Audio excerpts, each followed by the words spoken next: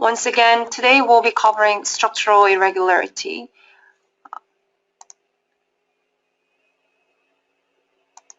Today I'll be covering two actual projects. The first one is a steel composite Girder bridge project. It's a rehab construction, and some of the remarks is that this structure has a varying bridge width, and there are additional girders joining. Second project is a pre-stressed concrete girder bridge, and some of the remarks is that the girder lies in transverse direction, and parts of girders are not covered with the bridge deck. So the first project, as you can see, has the deck widening in the middle and also gradually throughout the whole structure. You can see further details in the framing plan as shown over here. That's the original structure. And this is the phase 2 through 5. There's a rehab going on, and as you can see, in the phase 2, the left end of the bridge is removed and constructed. And in phase 3, the middle portion is removed and constructed. Phase 4, the end portion is removed and constructed. And in each phase, the lanes are running in different directions. And some of the lanes, such as over here, will have varying direction flow of the traffic. So the key point I want to cover here is that the construction stage was covered multiple times in other training sessions. But today I'll be focusing on how you could actually set up the moving load analysis that are different in each construction stage.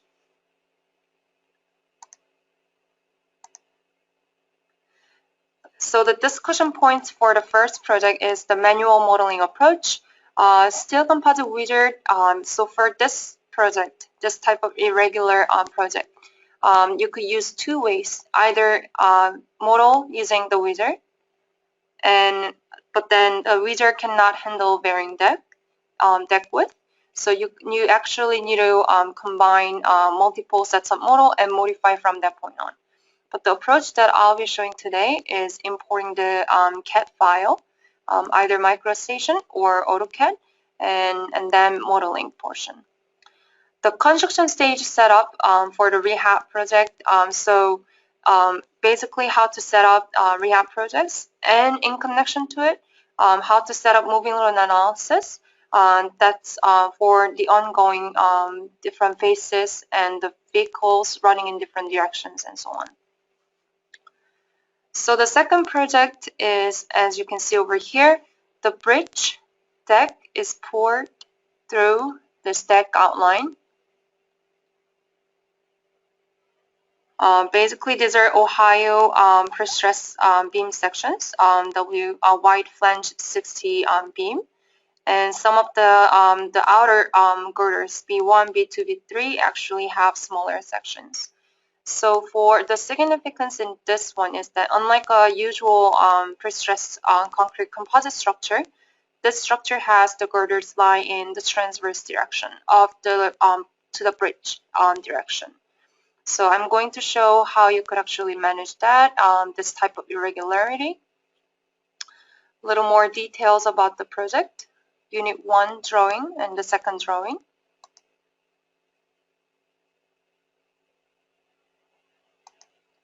And the discussion points for the second project is that also the manual modeling, especially when the deck lies in the transverse direction. And here I will try to cover what are the things that you have to be careful when you try to import from the CAD and vice versa. And the stage setup for the non-uniform deck pouring. So the deck isn't really poured for the entire girders in this example.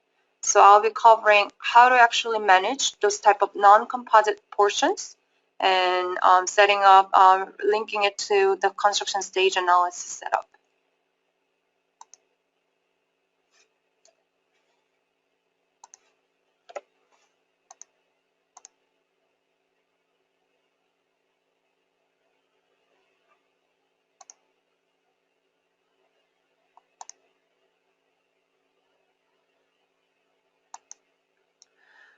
So as you can see, This is the first project example. Give me 1 second.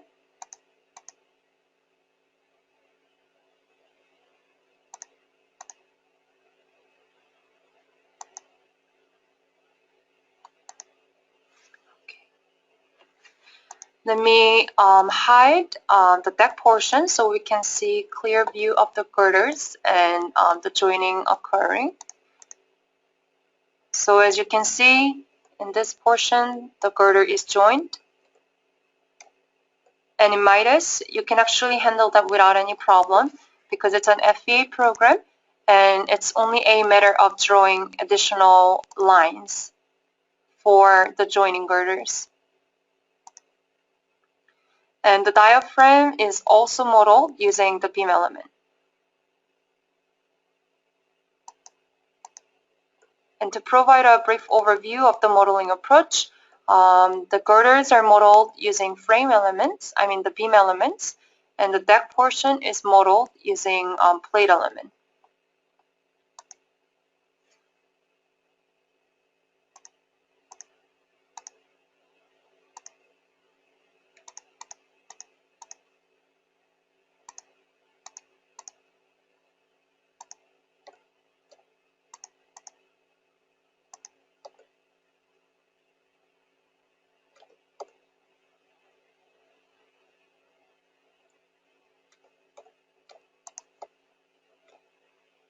Details such as weldings or connections are not reflected in this model. It's more of a general analysis approach model. But as you can see with the plate diaphragm, the girder is connected to this beam and going through to the forward direction, just like any other girder lines. Okay. For this type of modeling, there are, as mentioned before, there is a way to use the wizard and modify the model that the wizard creates quite uniformly. And the second way is to import from the CAD. So basically, in the CAD program, you can have different part of the structure like this. And here, to make your life easier, what you have to do before importing into Midas is you have to put different part of the drawing in different layers. So currently, I have 5 different layers. Bearings, the bracings layer, and the deck outlier outer line layer, and the girder layer, and the transverse element layer. So for different part of the structure, I actually assign them in different layer. So that way, when I import,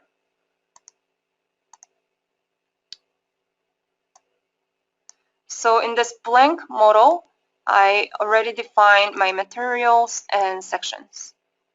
Steel A36 and steel A572, and the concrete for the deck, and the eye sections for the plate girder, and the rest of the framings and diaphragm sections. So when I go to the main menu, go to import, and go to AutoCAD DXF file, here I could bring a DXF file from the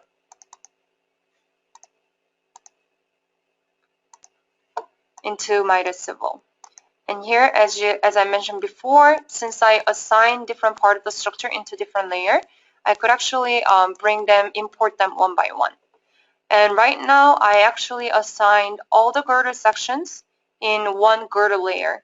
However, I have multiple different girder sections. So either in CAD or in Midas, you can take your time distinguishing different part of the girder with different sections. Or you could actually do the same thing in Midas after just importing them all together as a girder.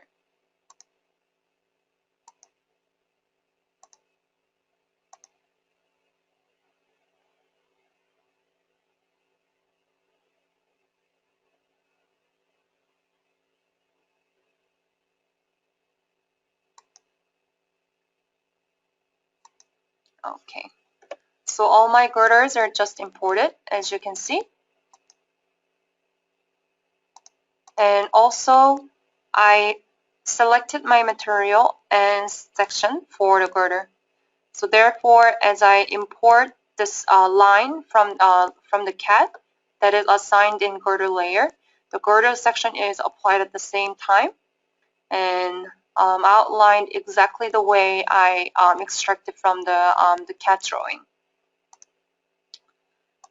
And then the transverse diaphragms.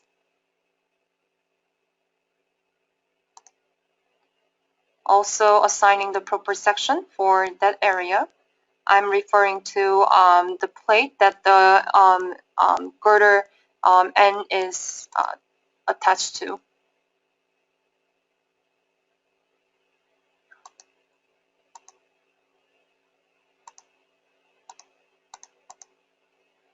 Looking close, now the transverse, the end plates are imported. So this way, one by one, you could actually import different part of the structure like this. So that's how you could easily handle this type of irregular deck whitening or the girder, additional girder lines model like this.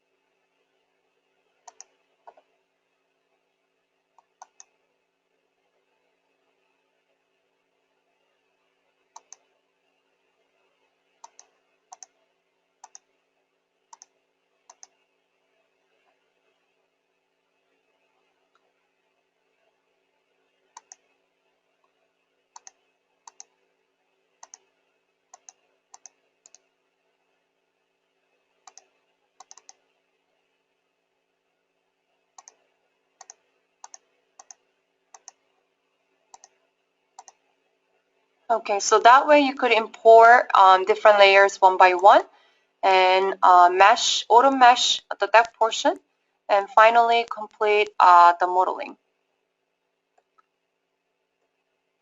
And here the stage analysis is already set up in the phase 3. So this model is reflecting the phase 3 and 4 model. In phase 3 removal wet stage, the wet concrete loading is applied to a part of the structure. And in phase 3, dry, the wet concrete is actually activated. And in phase 4, phase 4 construction, wet stage, the wet concrete loading is applied, and then the deck is poured for the rest of them. And this type of staging setup is possible because here. Let's go over the stage setup one by one. In phase 3, so currently, as you saw, the bridge is kind of cut in half, and the deck is poured in sequence. And in phase 3, removal, wet, as you can see, there are element tab, boundary tab, and loading tab. And in the element tab, you can actually activate a group of node and element. And in this stage, the base framing plan is activated. And this group is actually including all of the steel bare members. And in phase 4 and in phase 3, wet over here, the wet concrete loading is activated for the phase 3 portion of the structure. And in phase 3, dry, the deck is actually activated, and the rail in the end is also activated. In phase 4 construction, the wet stage, nothing much changes in terms of node and element, but the wet concrete loading is activated for the other side of the bridge. And in phase 4 construction, once again, the deck portion and the rail portion for the other half of the structure is activated. And right now, I just walked through how the stagings are composed. So now I just want to walk you through a little more detail about those groupings. So each time in this phase 3 removal wet stage, this part of the structure, I mean the entire the bare framing is activated. And in phase 3 removal wet, the wet concrete is also poured. So different structure group. So this is the element group that we also saw in the construction stage composition window. And the boundary group, I kind of skipped this portion, but this is related to the link and support. And in the loading portion, the wet concrete loading and the hunch loading and also the rail loading are put in different groups. So the stage composition was a matter of when you assign the proper group into the proper stage. So in the phase 3 removal wet staging, the base framing plan, which is also right here, and this group is including all the steel members. And in stage 3 removal dry, the deck portion and the rail is activated. You can also find them over here, the left permanent rail and the left proposed deck. And let me actually show you in the model view. The base framing plan, let me activate this group. Exactly as what we see in the wet phase 3 wet stage. And the left permanent rail and the left proposed deck portion is the concrete portion for a part of the structure. Like this.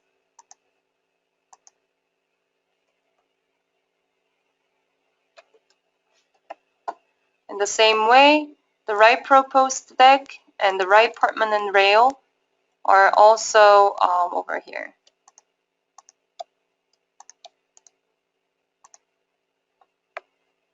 So this way, using different group of structure group that actually contains different group of node and element, you could freely compose a construction stage like this.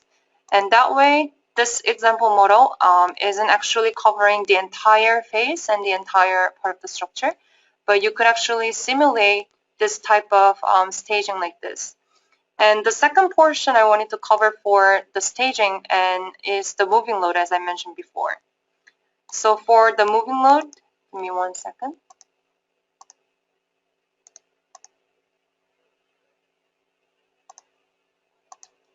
So the trick to the moving load is actually connected to the construction stage. So right now, as an example, I defined 4 layers total.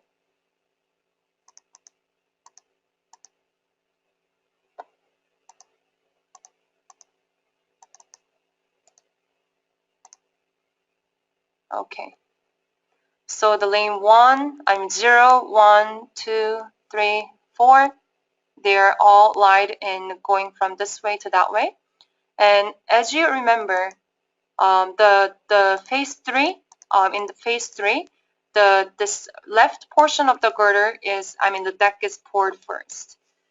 Let me.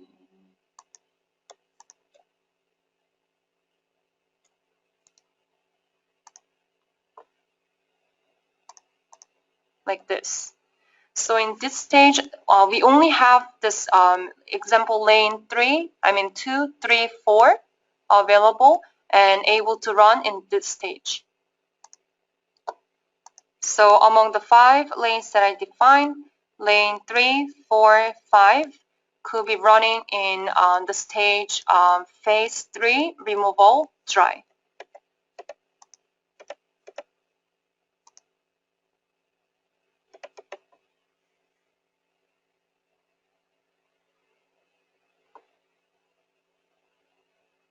And for cases like this, I created 2 moving load cases. One is for after phase 3, and the second one is for after phase 4.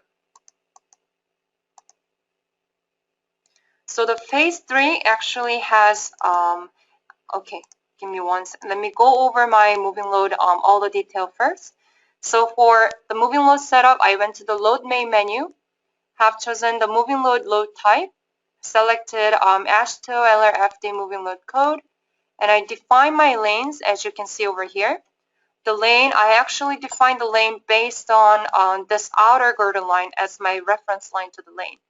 However, if the girder lane isn't really parallel to the reference line that you initially started with, feel free to define any type of feel free to define an additional line that's going to be parallel to your girder.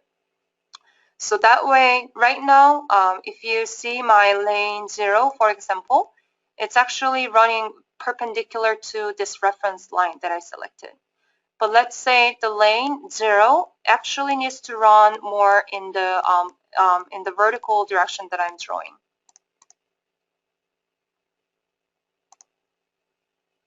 This way.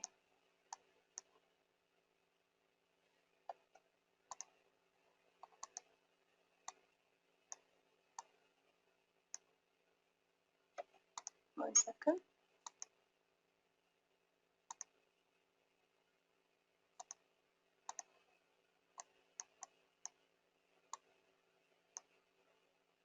So if the lane needs to run that way, what you could do is you can actually draw a dummy line that's going to be parallel to that lane that's not actually parallel to the girder. So for example, in this case, if you want to draw a lane that's not perpendicular to, let's say, one of the girder line, you could actually draw a dummy line, so that's parallel to your lane locations. Go to Create Element in the Node on Element main menu. Go to Create Element here, choose General Beam or Taper Beam type. I'm going to choose just like a random number for the section and the material property, since I do not really intend to assign any type of property to it. And let's say the lane 0 is running in the direction that I'm currently drawing. Then create a dummy beam like this. So that way, when you compose the lane later on, you're not actually holding this outer girder as your a reference line to the lane, but actually select this dummy line as your reference to the lane that you define later on. But right now, I actually assume the lanes are running parallel to the girder and simplified it. And this lane, you can actually, so right now, and in this example, it says the maximum lane width can be 11 feet. But it can be flexible, it could be reduced, or the vehicle location may vary within the lane. Then when you define the moving lane, right over here also, and also for this model, the deck is modeled using plate element. So that case, you could also use the traffic surface lanes. For the model that you model the deck portion using plate element, the traffic surface lane it can be more accurate approach. But for this example, I just simply define the line lanes.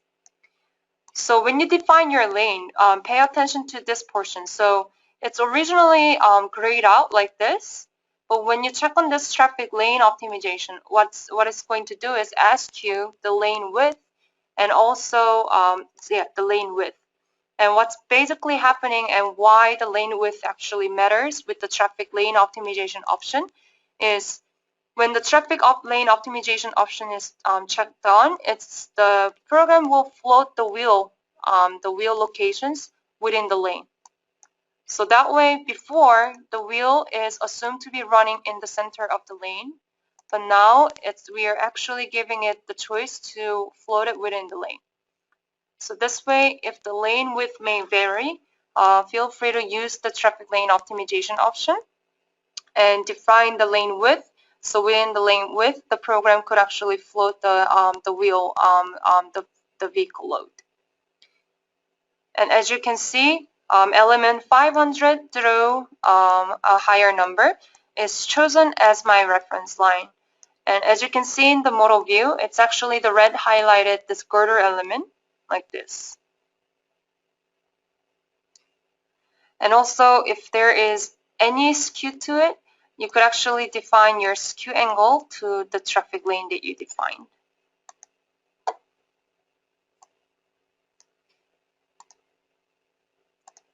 And traffic lane 2, same, but actually with greater offset.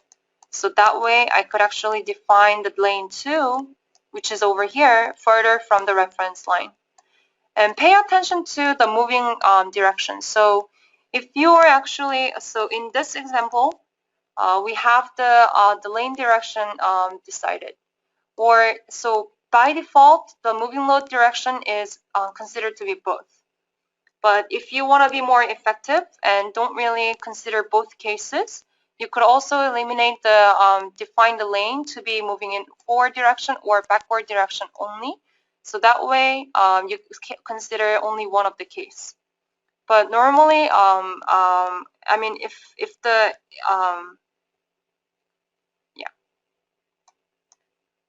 so this way you could also control the flow, the direction of the traffic flow using the moving direction option. For the vehicle, I simply define my HL93 design and truck and the tendon. But you could also define any type of permit load. So that way, if you need the permit load running, you could use this permit load too. And in the moving load cases, here I composed 2 moving load cases, as I mentioned before. One to run after phase 3, and another one to run after phase 4. In the moving load case for after phase 3, it's actually going to have 3 lanes selected. So remember lane 0, 0 and lane 1 right over here. It's now composite after phase 3. Lane 2 through 4 are the part where the girders are composite. So in that case, for that case, I only selected lane 2 through 4. So choose my minimum number of loaded lane possible to be 0 and maximum number of loaded lane to be 3, and define this. And also define the truck load. So I have 2 vehicles to consider, the tendon and the truck load. And the same lane setup is used as the one before. So the 2 sub-loading cases are assigned within one main moving load case. And the second one is for after phase 4. And for this one, after phase 4, that's where the lane 1 and lane 0 lies. It become composite. So I only have chosen lane 0, 0 and lane 1 to be running in this example. Oh, actually, it's going to be different. So this is what I initially thought, but now actually after phase 4, the entire structure become composite. So this way, on top of lane 0 and 1, I mean 2, 3, 4, lane 0 and 1 will have to be added in addition to what we had already running in phase 3. So change the maximum number of loaded lane to 5 and leave the minimum number to 0. But then again, after phase 4, we have all the lanes can run the traffic. So instead of having just lane 0, 0 and 1, I moved the entire lanes to be considered. And here we have different moving load case, phase 3 and phase 4. Just because we define them, it doesn't mean the program yet knows when to run each moving load case. So for that, you can go to Analysis main menu, go to Construction Stage Analysis Control. And basically, analysis controls are often disregarded in case you're running with in case you're doing like a simpler type of project. But in case you're doing a complex type of project, such as right now, this analysis control functions could be really, really helpful. And as one example, I'll be showing you this one. So in the construction stage analysis control data, you could basically choose. So originally, the analysis control data setup will have the last stage to be the final stage. But right now in this type of project, we have to run moving load in two different conditions. After phase 3, when one side of the deck is composite, and second time will be when the other side is also poured and the bridge is fully composite. So in that case, for the final stage, for the after phase 4 moving load case, where all the lanes are running, you can actually set the staging to end in the last stage. But in case if you want to consider this phase 3 moving load, you want to change your final stage to other stage and choose that stage that you want to run the moving load analysis after. So if I were to fully set up this model, I probably will have two models saved, one for after phase 3 and another one for after phase 4. So for this model, I could actually end the staging in phase 3 and delete my fourth moving load case. And in the other model, I could actually save it as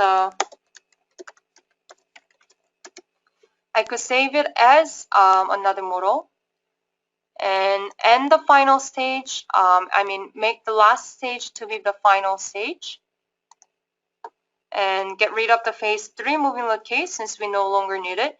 We only need to consider the phase 4 moving load case, which considered all 5 lanes. And in the previous model, again,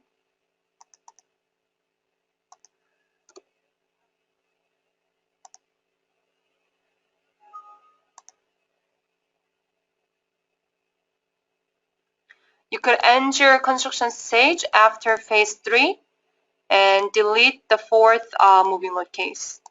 The after phase moving load case. But I'll leave it as whole as of now. So this way, different type of vehicle, the traffic lanes, you could actually set it up and use this construction stage analysis control data and change the last stage to where you want to end your moving load. By using this final stage function, the benefit will be you don't have to create multiple model. You could actually you could actually change the final stage.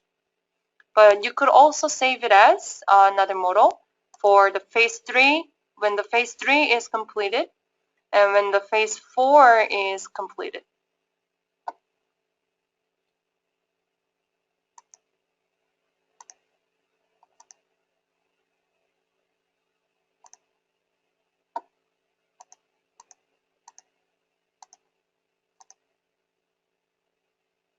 Okay, so that was about the first project. And the second project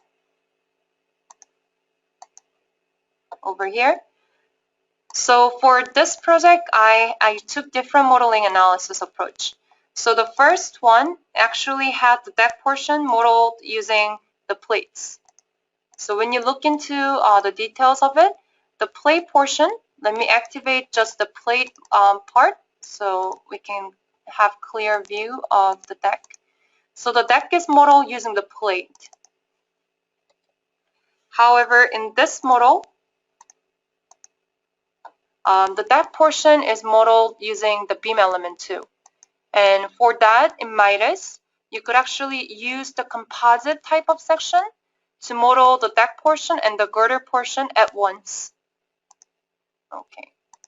So to give you an overview about this model, in stage 1, the girder 1 is casted. So the first set of the girder are casted first. And in girder 2, the second portion is casted. And in stage 3, the first part of the deck is poured. And hope you remember. Give me 1 second. The deck isn't poured for the entire part of girder 1 set, but it's actually poured partially. And in stage 4, the deck is poured for the other side, but not really for the entire part.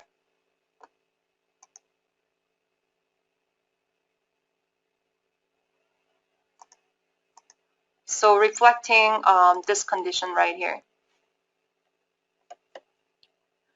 For this, I actually got the drawing from the consultant. So this was the original drawing, but in order to make it Midas friendly, I had to edit some of the information in this one. So this is the original drawing that I received, and in the modified drawing, I simplified it, but also added an additional component such as these transverse dummy beams. So in the original one, the difference was the deck outlier was modeled using the splines, like combinations of splines and lines. But I actually drew this deck outline using just a pure line element because splines cannot be imported. And also, this represents the intermediate, diaphragm, the pier portion. But since we are going to use the beam element, I actually got rid of the other lines, but only used the center line to model it. So leaving multiple lines to represent, like each section, one. So trim it down to one instead of multiple lines. And for trimming down, it's better to use the center line instead of the outer line. And this girder is kept as they were originally. And this girder, the deck outline portion is drawn again freshly using the line element as mentioned before.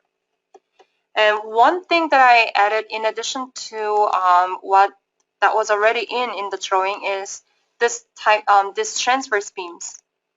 So in the grillage modeling approach, you actually need transverse dummy beams. So when you look at the model,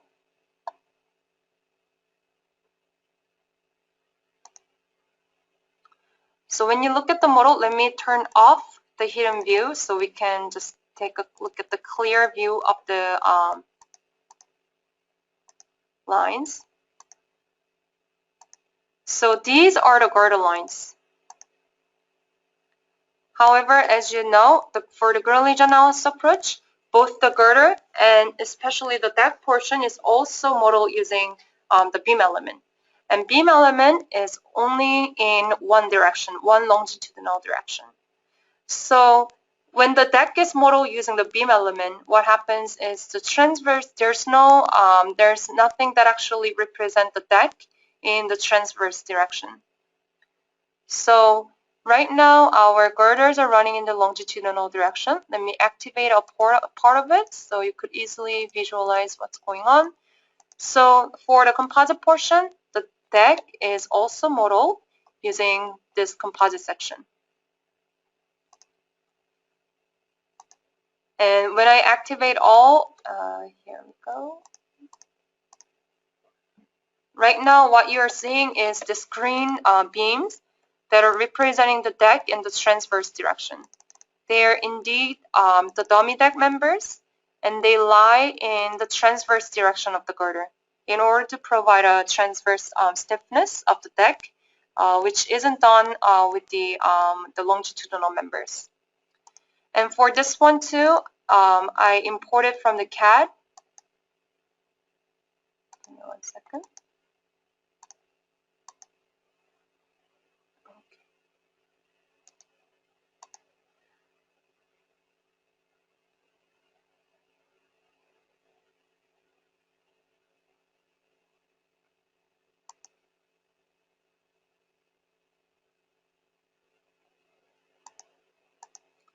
So for this model too,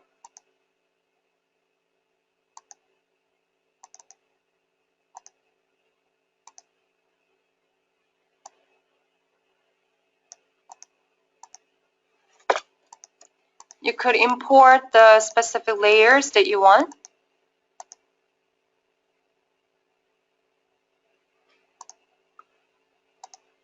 And when you import different layers, the benefit is the different part will be also kept, like the layer setting. So before I had the girder center lines in one layer, and the slab outline was defined in one layer, and the transverse dummy deck beam was also assigned to a different layer. So this type of separation can be also considered when you import from the CAD. And this can be really beneficial when you try to assign different sections. So let me give you an example with the girder portion. So I'm going to define an additional section. First, I'm going to define a girder portion. And as mentioned before, this example has the Ohio wide flange precast beam as an example. So simply by going to the pre-stressed concrete tab and choose the pre-stressed concrete I section, choose the ODOT as the section name, and find the specific section that's already in MIDAScivil database. Define this girder section.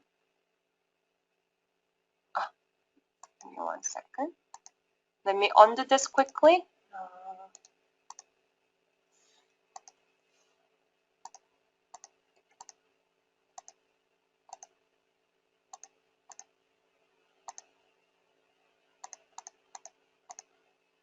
Okay. And as you can see under my tray menu, WF, the wide flange 60 beam is defined as I click apply. And then now you can go to the composite section tab. And here, find the composite I type, which is for pre-stressed concrete I composite section. This is where you can define the deck and the beam together. So define the girder to girder distance. Define the thickness of the deck. Define the hunch height.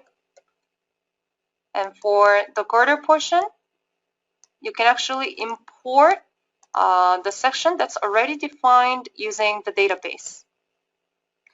So this way I could model the composite section really quickly. And in order to consider the different material for the deck and the girder portion, you could actually choose this select material from DB and provide a exact material for the girder and the deck portion. So this way, the program now, when it calculates the section property for before composite and after composite, it knows that the each portion has a different material property. So use this type of modulus, the modular ratio for the girder and the slab portion.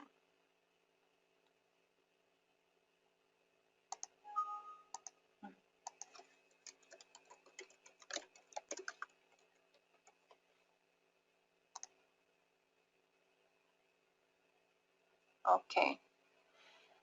And here what I did is from this point on, I actually took a lot of time trying to define different groups. So as you can see right here, in my completed model, I didn't entirely complete model the thing, but I actually completed model so I could set up my construction stage.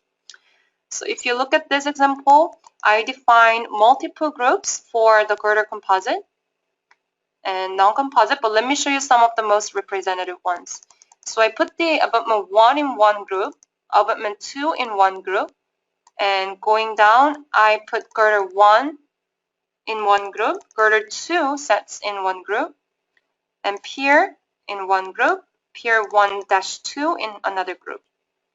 And then I also define the transverse deck in one group and another group.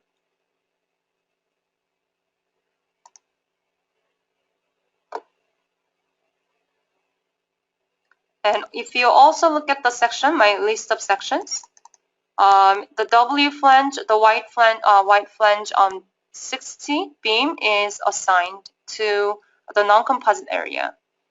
And the 11 is a composite, exactly the same as what I showed before, but composite with the deck portion.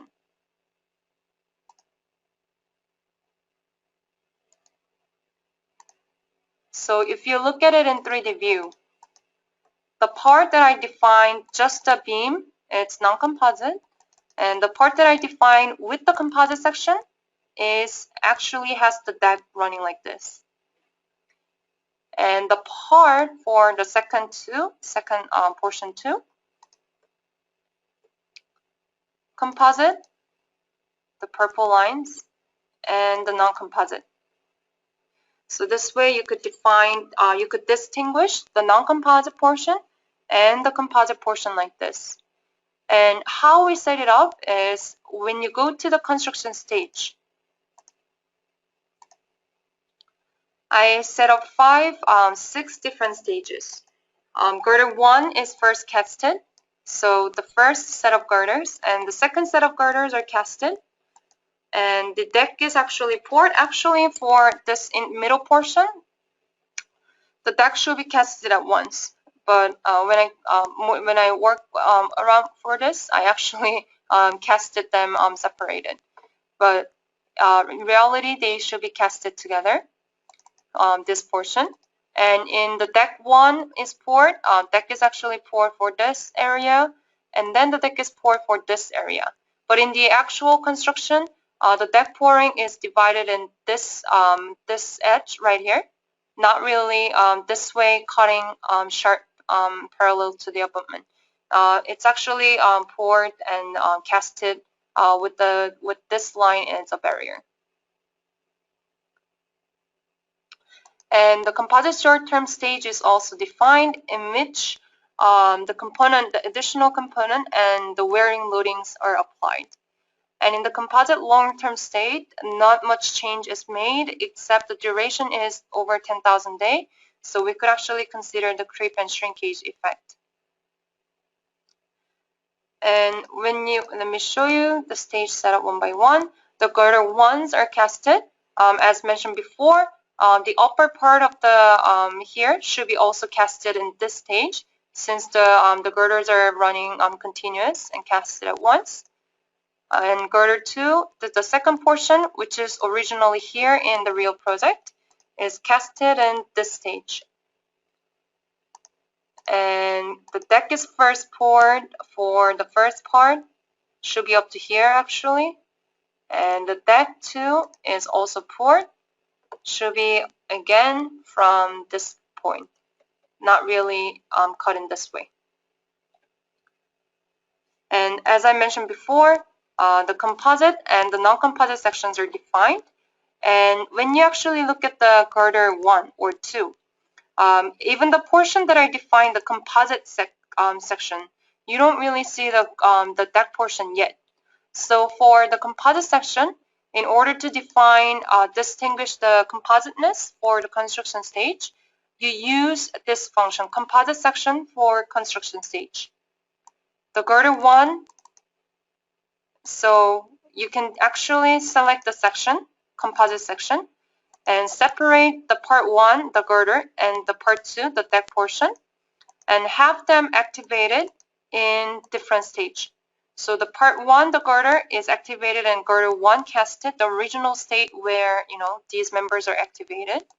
But the deck portion, since the deck is poured later after the girder is casted, you can choose different composite state to be for part 2.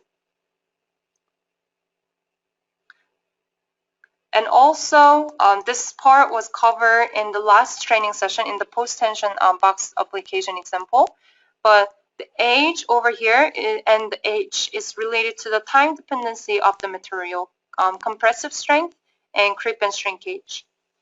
So I won't go into too much detail since it's already covered. But the age will strictly affect the compressive strength according to the age, and the age will affect the creep and shrinkage calculation.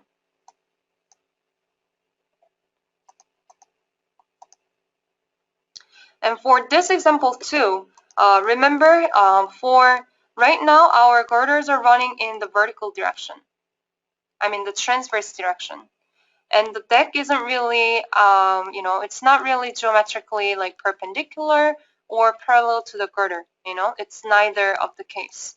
So in this case, what you will need to set up the moving load analysis is you will actually need to use this deck outline line Or you could actually draw a dummy beam that could be the reference line to the moving load analysis. So for example, if you want to use this outline as your moving load reference line, you could actually use this outlines.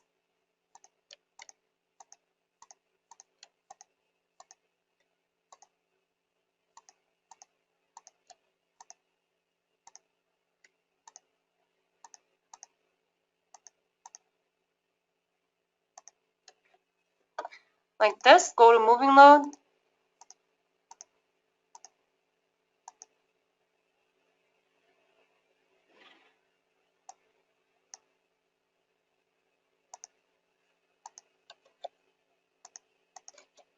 Use those element ID,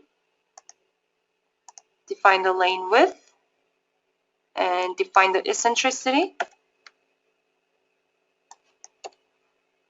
and define the lane.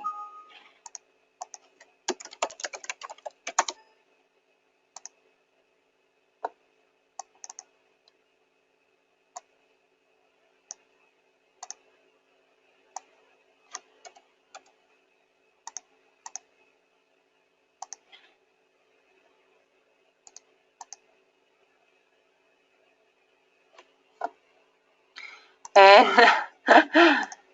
right now my lanes are defined, but there's an error. So the moving load is defined about this outline as the reference line, but if you have an experience with the moving load analysis, this may be a common error that you will encounter. For this type of error, the reason is because when you display your element local axis, it's actually different. It's not exactly the same. So if you look at this one,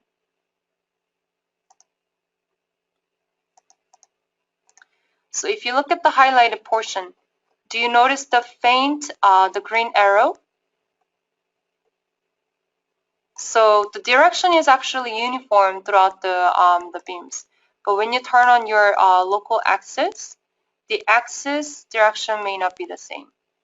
And also for this type of case, the exact cause of this type of error is the element IDs are not really in the incremental order.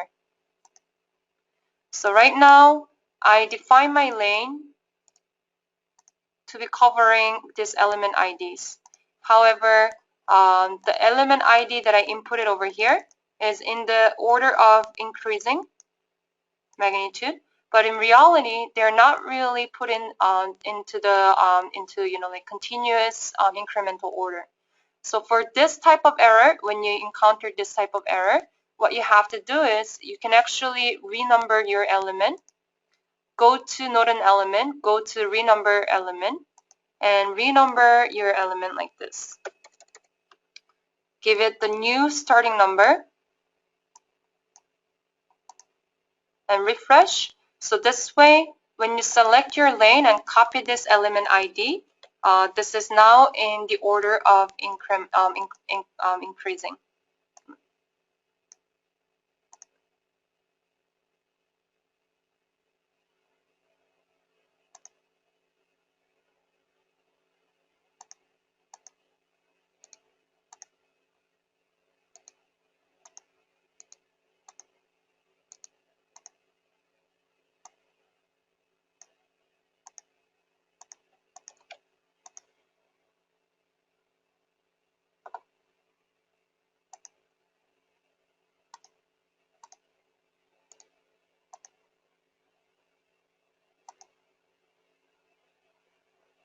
Like this. And also, let's say this deck outline isn't really necessarily the reference line that you need. You can newly draw a new line, create a new element. Make sure that you choose just like a dummy material, and also the section that's very, very small and negligible.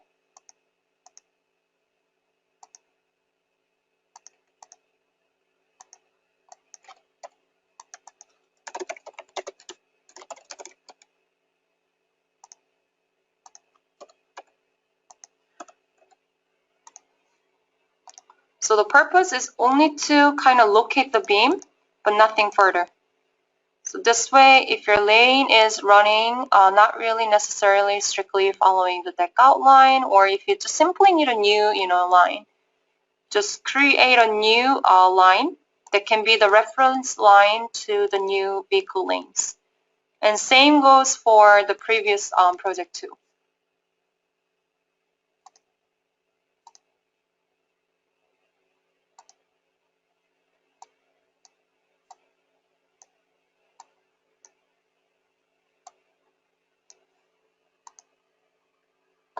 Okay. This was up to what I wanted to cover today. Let me go over a couple questions and we'll conclude it soon.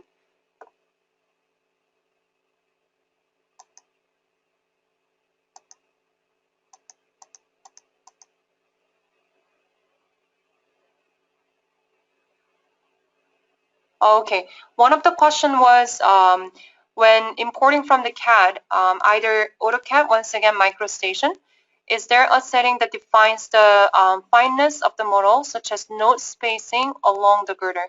So when you import a CAD file, either Station, MicroStation, or AutoCAD, you could actually just so the node will be created where the line disconnects. So for example, in my case, for this example, this line segment is ending in multiple segments. So when you actually just see it, it seems to be ending here and here. But in reality, what I did is I actually disconnect them multiple times. So it's made of multiple segments like this. And when these multiple segments are used, each end of each line segment, that's where the node will be created. So that way you could actually control the fineness of your model, such as node spacing along the girders, the size of the beam, or even the size of the plate when you mesh using the auto mesh feature. And the recording will be sent out to everyone. There were a couple requests. And for the moving load analysis, the wheel load can be floated in transverse direction, but the lane itself will be fixed. However, I actually mentioned this in other trainings. Right now, as the second improvement, you could actually float the lane in the transverse direction.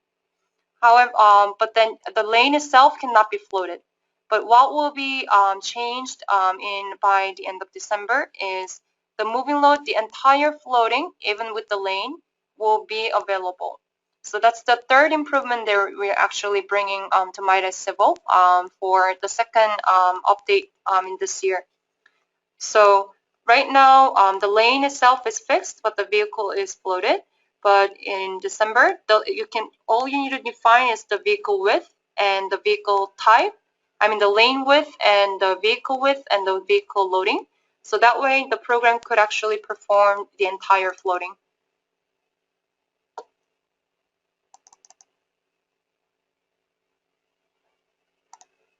And as the conclusion, thank you for joining me today. For any other question, please contact me at my email, as you can see over here. And please note that this course is not a PDH credit accredited course. Thank you. Have a nice day. Bye-bye.